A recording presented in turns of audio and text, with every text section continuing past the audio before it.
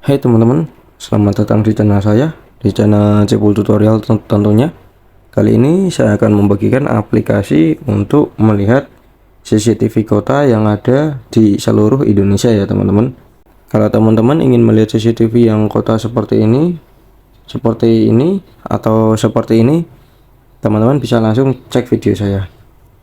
Pertama-tama teman-teman bisa install aplikasi yang bernama CCTV ATS Indonesia ya teman-teman.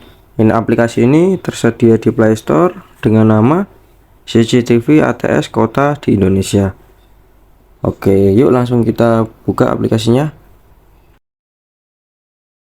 Di sini ada tampilan CCTV Provinsi Jawa Tengah, Jawa Barat, Jawa Timur, DKI Jakarta, stasiun kereta api Sumatera, Kalimantan, Bali, dan CCTV jalan tol. Kita coba yang di CCTV Jawa Tengah ya teman-teman, di bagian kota Semarang. Kita coba yang Kali Banteng ini teman-teman. Nah, seperti ini teman-teman ya, CCTV ini live ya. Lalu kita coba yang lain. Kita coba yang di Pahlawan 1. Seperti ini teman-teman ya. Lalu kita coba juga yang di Tlogosari.